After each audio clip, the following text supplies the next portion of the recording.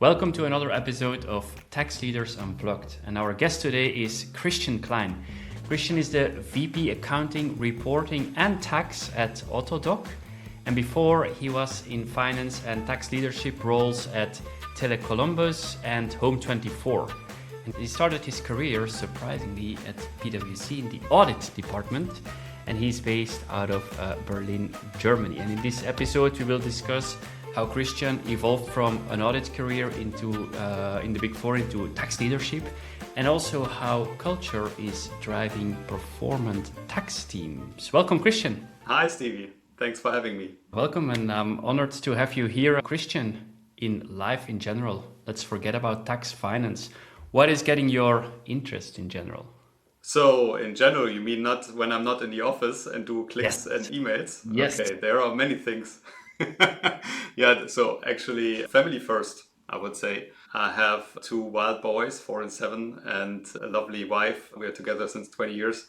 So, that's the first thing first with the family. But also, I have some hobbies, like everyone has. Actually, one thing is that I'm repairing my old car. I have a very old convertible. This is something which I need to do more than I want. And then for sure, what I also need is something like sports. So going to gym, but also I try new things like playing golf with my wife, started this last year. And also yesterday, there was just a new mountain bike arriving at my home. So this is also something what I'm trying. I'm only missing the mountains here in Berlin, but happy to look for them.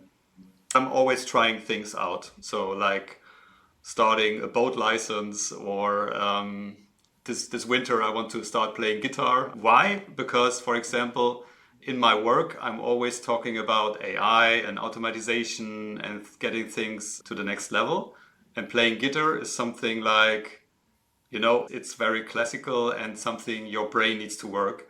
This is something I like. Let's see what I can play next year. So I like that in a sense that playing guitar, repairing cars, it's doing things which are not automated with your hands, like make them dirty. Still with the hands. Yes. Without any bot. Exactly. Yeah, you're doing it actually. No, cool. Exactly. If you would be lucky and not going to the office for an entire month, what would you do? What would you spend the month on? Yeah, actually, I did this already last year. So wow. I started it at Autodoc, for example, 2 years ago. And it was already a rocket start the first year. And the first thing I told my wife when after 3 months, I had a plan, and I said, okay, I need to make this and that in the company. And after that, we go 2 months to Bali.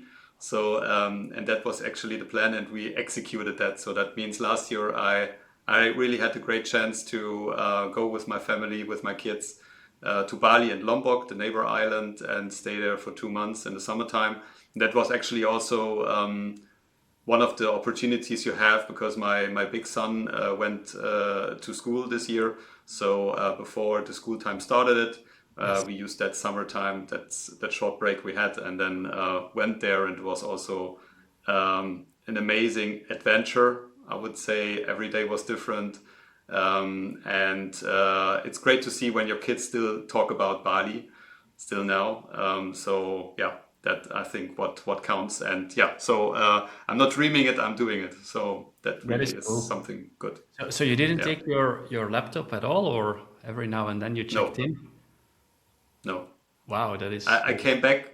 I really left it. I mean, I had my mobile phone with me, but I really switched it off after 3-4 days. And when I came back, I really stand at the office, and I really, at the elevator, and I thought, okay, which floor was it? 3, 4? I didn't remember that right. So it was really a good vacation, I would say, good time off. That is epic, because I every now and then hear that people forget their password, how to log in the computer, but if you don't even know the floor anymore of where you were in the office, that is even better. I think that's inspiring to be able to, as a tax leader and even beyond tax leadership, say okay, for 2 months, I'm going to take a break. Nice. Let's have a look a bit at your remarkable career and how you started off in PwC in audit, and then ended up where you are today. Sure. Let's get started at the beginning, from audit, and then the next steps or the first baby steps into tax, maybe. Yeah, that was actually maybe not that standard or classical approach. I mean, I started it at PwC in Frankfurt and worked there for 4 or 5 years. And it was really a great experience because I really had cool clients, and the company is awesome, and I still like it very much. So when I thought about what is the career at an auditor, I mean, there's this classical approach that you have this audit certificate that you're an official auditor, and there is also this two-step approach in the past where you then also said, okay, first you take up with the tax advisor, the chartered one, and then go the next step to the auditor. And that was the time when I saw that audit itself is something great because you learn a lot. So that was really a rich experience I had, a strong learning curve. But what I was missing always was that being responsible for the journey. That means being responsible for the product, being responsible more for teams. And when you're an auditor, you're looking for differences, findings, and something like that. But you just highlight them, and then you go to the next client. But you're not responsible to find a solution to bring it to the next level. So that was exactly what I was missing, and that was my motivation then also to jump into the industry. And I jumped to Home24, a Berlin, at that time strong growing unicorn, so a startup company. And that's the cool thing when you jump from the advisor side to the industry to a startup company, that you get a lot of responsibility from first second, because there's no one who said I did it already. When you're open for that, then you also get a lot of responsibility. So I started it there as a director accounting, actually, but I had finished my tax advisor license. So I was then also chartered a tax advisor, which was quite hard for me, actually, because I'm not that 100% original tax consultant. It was for me always the finance side. But it was so interesting, and it was for me a great challenge, and I love challenges. So that tax advisor was really a game changer for me. And these once in a lifetime things which you don't forget. So that was also something I would say I'm quite happy and proud with that.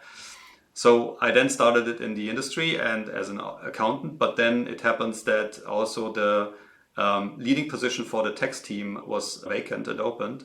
And then I just was asked to also take this over as well, beside the accounting.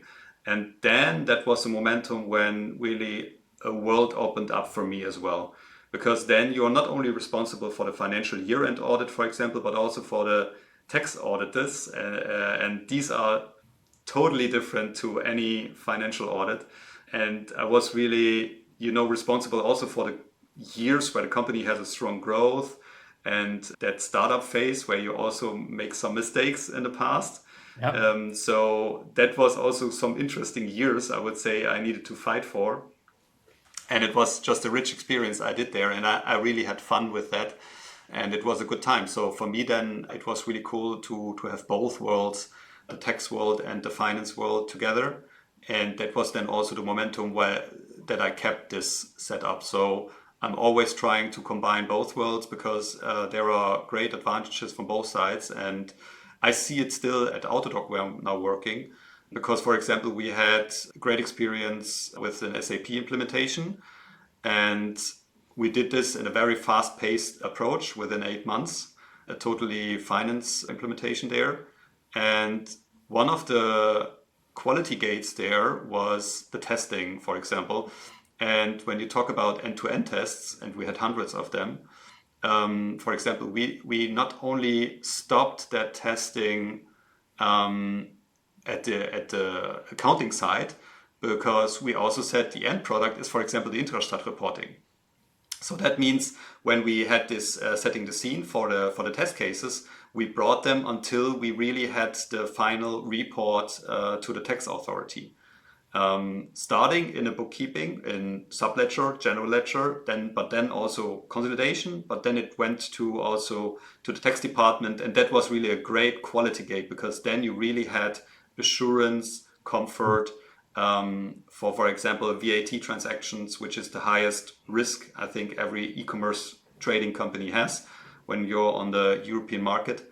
That was really great to have the tax team also as a part of the core team for the for the SAP implementation, and and also with tax engine and everything, which is very technical and automated. It was important for us because we have 19 million orders per year already, and we are two-digit growing at Autodoc. So quite a lot of volume, nearly 10 million customers. B2C is very strong. So the VAT needs to be very safe. Yeah, and that was one of the examples where I combine the finance world plus the tax qualities. No, super clear. If you go back in time, so looking when you started as an auditor at PwC, then moved into business, but still into finance role, what made you decide to do the certified tax advisor exams or traject? Yeah, at the beginning it was just the idea to make it as a first step for being then the chartered accountant for the auditor. But when I was in that sessions, in the learning curve, I really found a new world, and it was really exciting for me. So it was a challenge, and I love challenges. So that is, I think, if you're in that mindset, then the tax advisor is really something ultimate goal, I would say, where you want to go there. Nowadays, you don't, maybe with the AI and everything like that, people are already thinking about, do I still need this? Do I still want this? And I have also a good colleague in my team who tried this. I give you just an example. She tried it 2 times. And I asked her a couple of months ago, hey, why don't you try it a 3rd time? Because you can do it, I'm sure. And she said, you know what? It is the case that AI already win or can pass the exam since last year. So the AI quality is already at that level that the bot can already pass or can be a chartered account or chartered tax certificate. And she said, I'm really more interested now to steer the AI compared to doing that certificate anymore. That was really for me a wow effect. But she was right, actually, from her perspective. It's a good argument. And now she's very tax AI savvy. She's doing N8N workflows. She's doing Python coding, and she's bringing out products which are really awesome. It's really great to see that journey. So she's now the tech person. But if someone would ask me, is it worth to make still nowadays that certificate? I would say yes, because you learn so much about the basis, and it's all about really having this ability to know what is where you need to take care, where are the obstacles, and then this gives you also, when in your career, always a good background, I would say, and it's still very valuable. So it depends on your vision, where you want to be. You want to be more a content person, then do the certificate. If you are more that process-wise person who loves automation, then maybe I would say go more to the AI area. But both is reasonable. Yeah, I tend to agree there, because it's like muscle memory, probably also then tax memory, or just building up that experience, the deep expertise, which you need to have to understand in the end what you're actually doing. Whereby I'm not saying that there can be profiles like your team member that skip the exam and rely on developing more tax technical career, and including then next generation technologies, AI and the likes, into the daily usage in a tax team. But I do think that in the end, yeah, for people that get started, for people that want to build out a sustainable career, that it makes sense to still do it. It's like you and starting to play guitar. Without the hours and hours and hours and hours of doing it, you will never be able to do it. Maybe there are shortcuts. Exactly. Maybe you can find tutorials where they teach you the shortcuts, but yeah, it's like you need to have the practice and the hours that go into the practice. And I Exactly. think the same is true for tax. So, but it's fascinating. I mean, it's the world in which we live. It's very fascinating.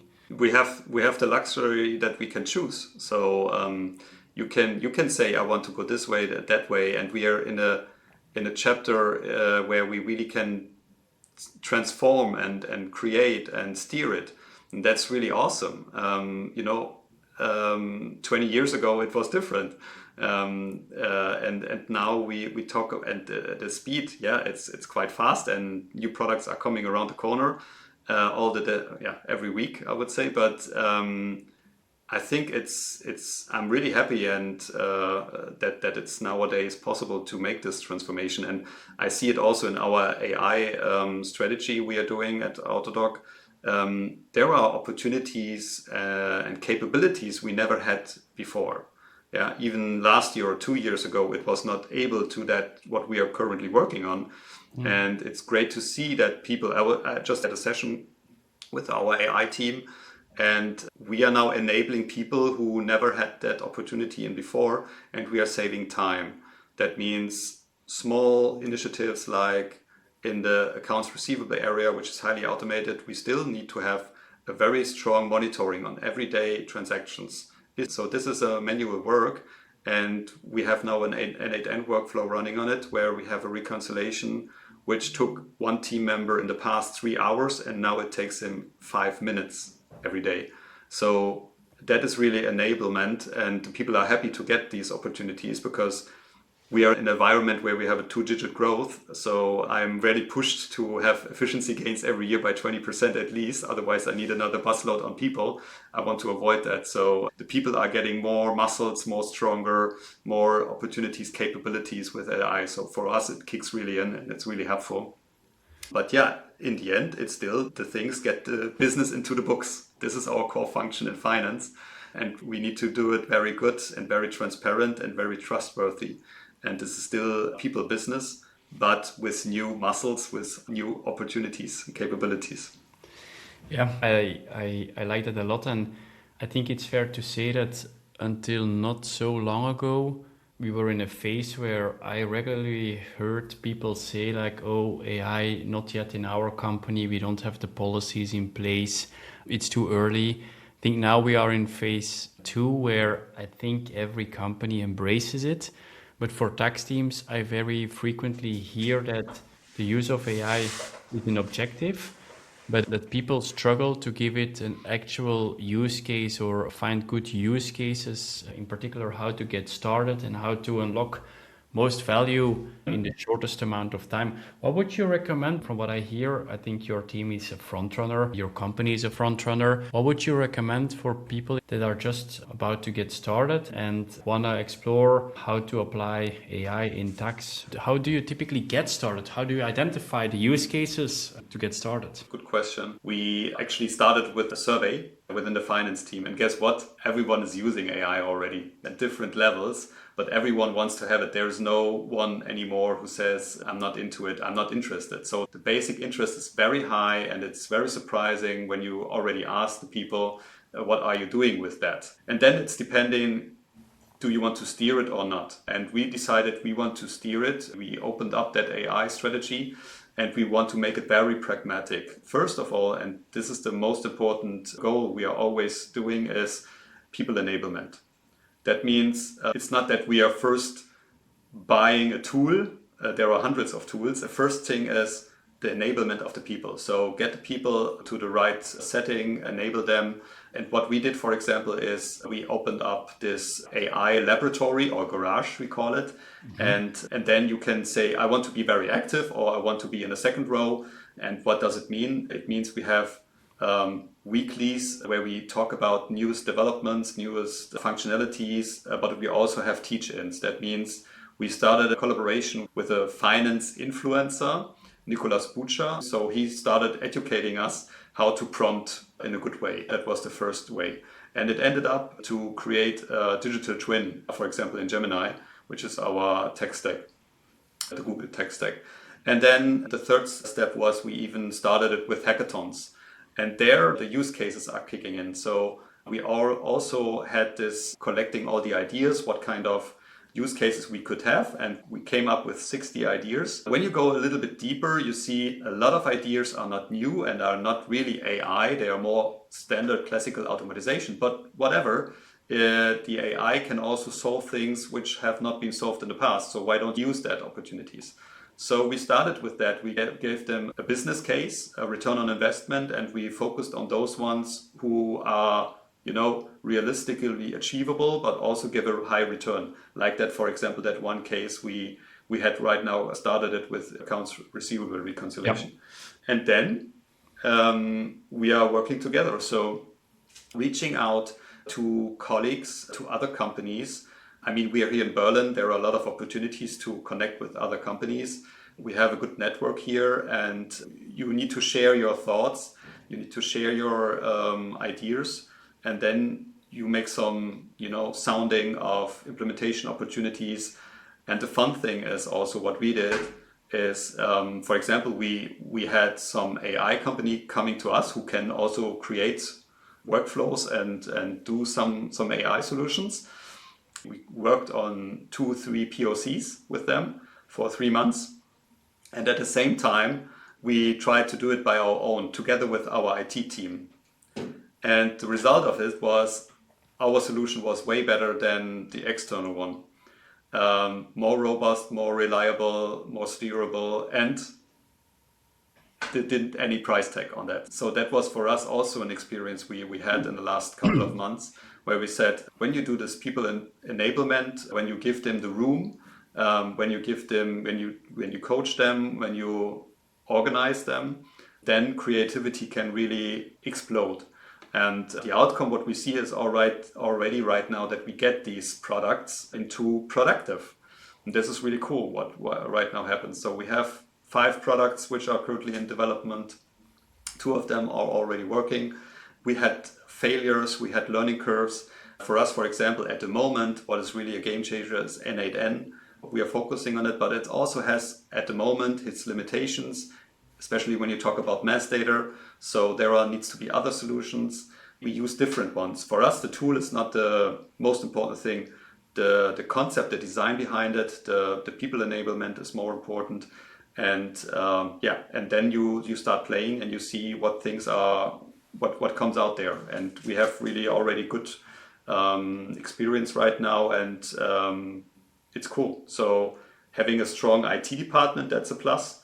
But I think if not everyone has this opportunity, then at least go networking, reach out to teams, to other ones who are interested, and connect with them. I think that's the most important, and start exploring. I think this is very good. And is in your company then the participation to the AI garage, I think you said, is that mandatory or is that optional? No, it's but guess what? We had 3 seats. We talked about, for example, who wanted to join that hackathon, and we limited to 30 seats. Yeah. 60 people wanted to join that. So the interest, this is different to the past automatizations. I'm doing this since more than 15 years, and this is really different because everyone knows AI is the next level, and if you're not into it, you will be out of the game sooner or later. So everyone has an intrinsic interest to be with AI and not below AI or under AI. So that's the thing. Everyone is really highly interested, and it really gives us new opportunities, new ways to make automatization. We, for example, are really strong looking on the purchase to pay area and also on the month-end closing activities. And there's very high potential. Also, internal controls, compliance checks, you have tons of it. It's very manual, and there AI can really kick in and support the team and save time and do things which we never could do before. Yeah. I can imagine in finance and tax, there are always like early adopters in the team, like the ones which are tech savvy, they want to learn and use the new tools. But I can imagine that there are equally people in the team that are a bit afraid, that maybe fear for their function in the future or their job in the future. What would you recommend for if you have those in your team to convince them to do it nevertheless? Or have you, in any case, first question, have you seen them in your team and how do you deal with them? I mean, it's normal that people, if something is new, it's also a little bit, maybe some of them are afraid of it.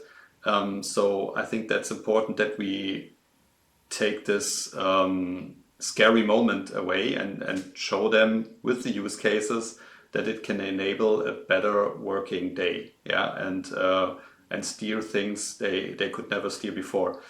And and then you have that very motivated people. I remember one thing. It was the starting situation at the hackathon. It was so funny. We have an accounts payable team in a shared service center. They are doing great, awesome business. We had this SAP transition a year before. They made things. They moved mountains. So they're a really great team. And guess what? One of the team members said, I went to Gemini and I asked, can you please do my work so that I don't need to do that anymore? The peak reconciliations, yeah. We get 4,000 invoices per day, yeah. So there's a mass which needs to be digested.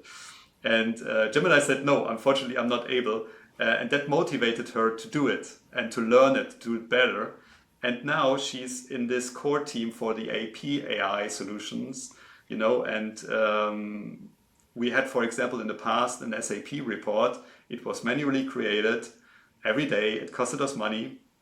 And now she's steering that reporting with an AI solution. So we get already, they are using it in their daily business. And that's the thing, to enable the people, to show them what's possible and give them the right tools so that they can start playing and working with that as well. And I think that's the future. So it's everywhere, yeah, and it's not gonna go away. So we should learn to work with it. That is true. That is definitely true.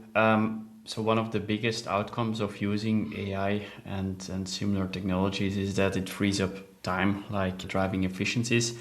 How do you see that the time is being used? Is that time? Yeah, that's a good question. Does it mean that people use that time to even work more and just to more output, or is it time you get back to do other stuff? What is your perception there? That's a really good question, Stevie. And there are some statistics which say people are not using their time. They freed up. But at least I can say at Autodoc it's different because we have so much great ideas. The business is growing, and we need to have these efficiency gains. So that's part of the job to work with that. And for us, it helps. So people can lift more things compared to the past, and they like it. So that is my experience I have right now currently with the AI.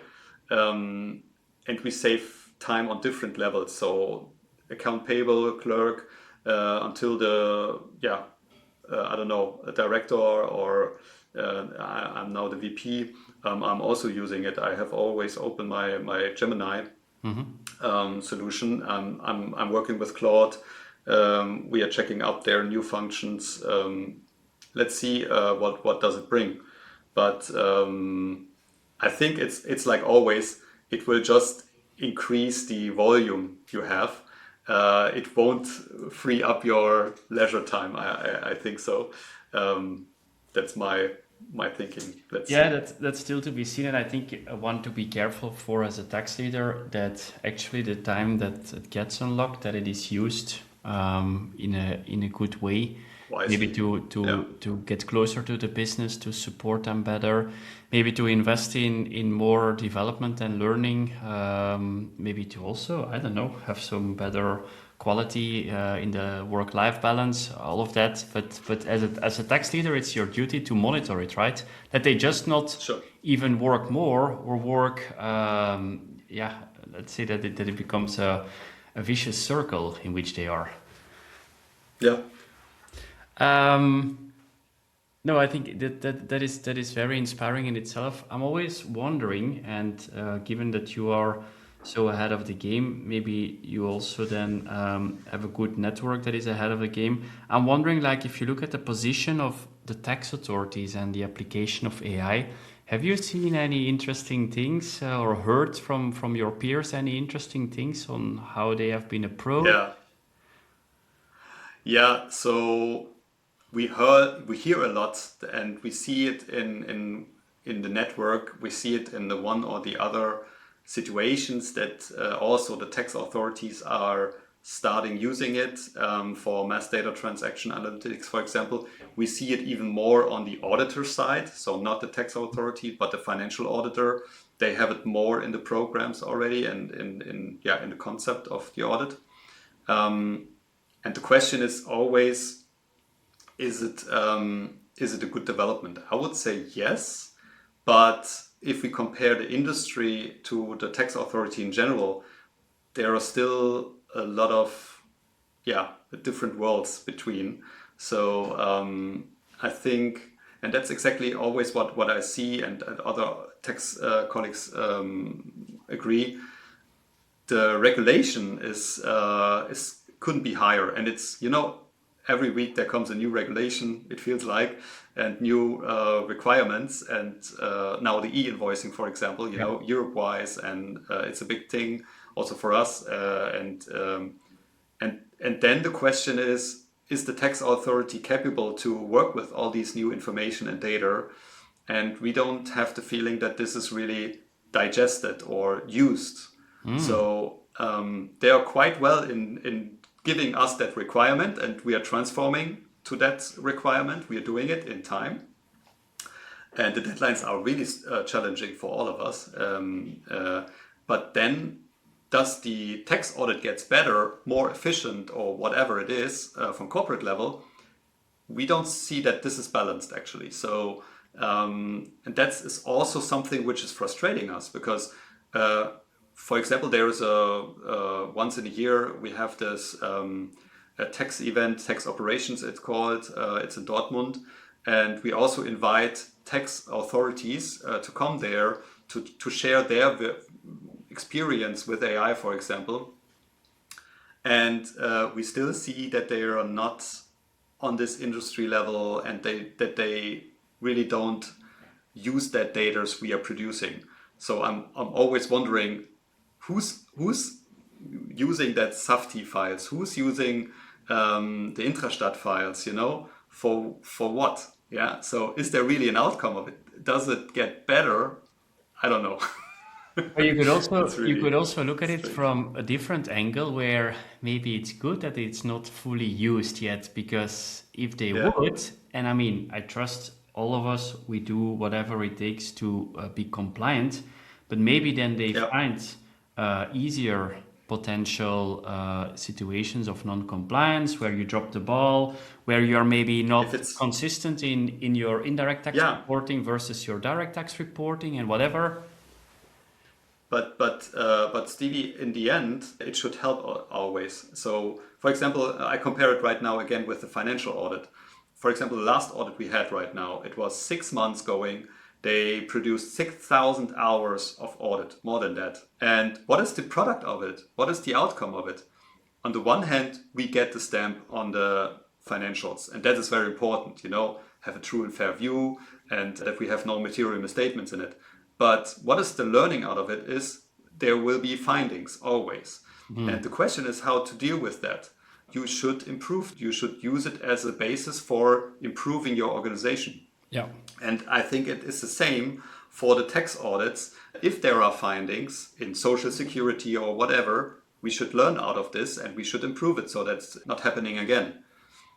This is the basic concept. So I'm totally open if they use AI, if they help us to get better. The thing. Is that the intention of a tax authority? I'm not sure always. But in the end, you should have this learning curve. And is it a management letter or whatever that you can improve? Yeah, Yeah. yeah, that makes sense. And I mean, I think it's it's courageous maybe of you to make that statement where you say like, okay, in the end, we want the tax authorities or the statutory auditor to apply whatever they can to tell us where we have dropped the ball so that we can learn from it and get better and avoid that we do it in the future. So yeah, that's a good way of looking at it. Yeah. No, yeah. And maybe final question on AI. Have you any suggestions if people in the audience would struggle to get budgets unlocked to invest in AI? Any suggestions there, how to approach it? Sure. And that's really, you have two obstacles. The one is the budget, the other one is the compliance. Because also for the compliance team, it's also new. Yeah. I just start with the compliance side. So here you need to be very trustworthy in the collaboration with the compliance team. And for example, the use cases we identified, we need to share this with the compliance team, case by case. And only if we get an approval by their side, we can start going into productive. So because we are working with very sensitive data, we have customer data, we have many sensitive data there. And this is something we need to keep very serious, but it's a burden. So you need to find your way, and it takes sometimes a lot of time and nerves to come to that point. But I think if you keep it with it and you collaborate with them and show them what are the data shared and did we use them beforehand also in a manual way, then it helps to get a stamp on it and an approval. So. And then regarding the budget, actually, I think you should always start with that garage. So you should have some kind of money, which is not really dedicated already to a tool or something, but that you can explore things like making a collaboration, like paying licenses for Claude, for example, so that you can start with it at least. Yeah. What I see on the market when we talk with AI companies, they want to have, again, for sure, a share of this cake in the end. If you are creating new AI solutions, then they want to be part of their journey. Now, I give you one example where it makes sense and one where it doesn't make sense. It makes sense, for example, when we talk about the selling funnel. So, for example, we are all having a ChatGPT or any application on our mobile, and I'm using it as well every day. So, for example, when I'm checking for spare parts, I'm first asking ChatGPT in my case, yeah, and I'm asking, okay, what kind of spare part do I need? What would you recommend, and something like that. Today, it's just a recommendation and then a linkage to a web page. Yeah, like for example, Autodoc, where you can then go into the web shop or the app and then make your purchase, classical one. Yeah. But there is now this next step coming, and it will come sooner, I think this summer, where we have a strategic partnership with those LLMs, for example, where you can, as a customer, where you can stay in that ecosystem of your LLM, and it will give you the advice what kind of spare part you want, but then it's really already purchasing it for you. Yeah. So, and it has your credit card data, so it's doing that for you like an assistant. Yeah. And it makes definitely sense to work with that, because this is the next after SEO. So you also need Google, don't get me wrong, but there will be new sales funnels coming, and we as Autodoc, we want to do that as well. So we want to be part of that, and we don't want to miss that sales. So and we are a tech company, so it fully makes sense that we are investigating on that. Where does it not make sense? And this is often the case in some use cases where you see, okay, this automatization, like AR, accounts receivable reconciliation, you can give it to an external, and those people, they will charge you for any efficiency gain. So, for example, they say in the past, it costed you 20 days to get to this product. Now it takes you only 5 days. The efficiency gain is 15 days. that means reduction of your workforce. So they can come to €1, and then they say we make 20-30% of that we want to have as a transaction fee for any case. Yeah. You always need to compare it with your business case. We have, for example, AI already using in our customer service quite successfully since 1.5 years. And here we have some kind of, we have this opportunity, and we are saving money and have better customer service support. But when you talk about finance, tax, you normally don't have that much working efficiency gains in terms of euros. So these use cases are too expensive, and it's better to build it up in-house, to enable your people. To start with that, again, we are here at the garage and we are doing exploring, and because there are the experts, and the experts, especially tax departments, if you give them the right tools and enable them, then this is the most value you can get out of it. So, and you save money, and you save time, and you get better quality. So it's always great to, in my position, try it first with an in-house ramp up if you have that opportunities. That's the most or the best case, yeah. And then let's see. To your earlier point, there should be then room for failure. There will be some money wasted, but the learnings are more important. And yeah, it's a journey. And how cool is that? We started a couple of months ago with the AI, and now we have the first 2 products going live. People are celebrating, and that motivates to think about newer use cases. So now we are heading to the internal controls we're doing manually, and maybe we find ways to automate them as well. So it's a journey, and you don't know which tool you're using at the end. We had one use case where we tried 3 different solutions on it, and the third one was the good one. So we keep it like that, but it's very dynamic, and you should always start about use cases and start pragmatic and not that big one topics. Don't wait for, I don't know how to say it, don't wait for the big solutions. For example, in SAP, we are also looking on these, and we are also in good contact with SAP, for example. Document AI is a good solution. We are looking on it. But when you say the conditions are higher, the prices per invoice are higher than your current solution, then you don't get the budget. That's clear. No. So it's always a return on invest. You need to take care, use case by case, I would say. Yeah.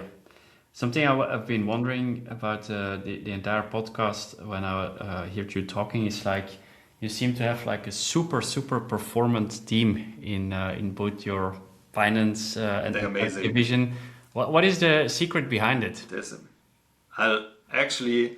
I'm so blown out by their performance. I give you just one example. We faced this last audit. I have one colleague. He's my right hand in accounting. Yeah, he's director. In December, when we had set it up the plan for the year-end audit, we had the situation that he needs to be out of the company due to health reasons. From now to then. So really within 1 week, we found out he's not in the audit. And we had high pressure because we want to speed it up, and we had many ideas. And what happened? What we did is we founded a core team of 5 people, and we took over his responsibility together as a team. And guess what? The outcome was incredible. I was really surprised what happened with that. The audit was steered. There were no surprises. We were faster. The quality was amazing. So, and we are happy when he's coming back. So don't get me wrong. So it's really that's really resilience. That is really when a team is playing as one team together. And then if you have that opportunity that everyone is jumping into a position, if there is something burning, they help. If you have that environment, I think then there are then you can do everything. Then it's from that perspective, then everything is possible. And that's exactly the environment we want to have. So a trustworthy environment where everyone can share his vision, can support. We are pushing this, and we are supporting this. So I think that's really, this is just one example. I have different ones where I really was blown out by the outcome, what a strong, resilient team can do, and this is amazing. Yeah, it's really cool. So it boils down on installing the right type of culture so that people feel... Culture, Yeah. sure. No, that's Yeah, very culture, open-minded, give them the way to grow, like, for example, AI Garage. Yeah. This is just one example. Being part of transformation, they are the experts. They know it best how the outcome should be, the product should be, and you should give them the responsibility. No one can do it better. No external one. It's the team who can do that results better than anyone else. Yeah, no, that's amazing. I think very inspiring. And I like the AI garage thing in particular. I think it's something, as you described it, that should be tested out or applied in many companies, because this is not only going to result in bottom line or maybe top line success, but also, to your point, a culture where people want to be part of. They want to try this out. They want to work for this company because you're a front runner, and you give people also organically then ways to develop themselves further in whatever direction. So this is very inspiring. My last question for you, Christian, because we are by the end of the podcast here. What is one piece of advice you would offer to the people in the audience, the other in-house tax people here listening in, on how to excel in their careers? Yeah, stay curious, and take over responsibilities when you see an opportunity for that. I think that's the most important thing. So again, I would say we are in a luxury position where we are part of the transformation, and we get now the tools that we can do it by our own. So having an in-house tax department who is really open for new ideas, you can do so many great things, and being part of that journey, going step by step, going for the next step, trying to collaborate with other teams, with the accounting team, with the IT team, with external people who are also on the same page. I think that is the best thing you can do nowadays, to get this potential or that performance and that resilience nowadays. And then you are on top of the game. So I think this is something I can give as an advice. Yeah, amazing, super clear. Thanks a lot, Christian, for this very inspiring conversation. I'm confident that the people in the audience will like it and equally find it inspiring. Cool. So thanks a lot. And I'm sure that we will meet each other soon again. Cool. Happy to see you soon, Stevie.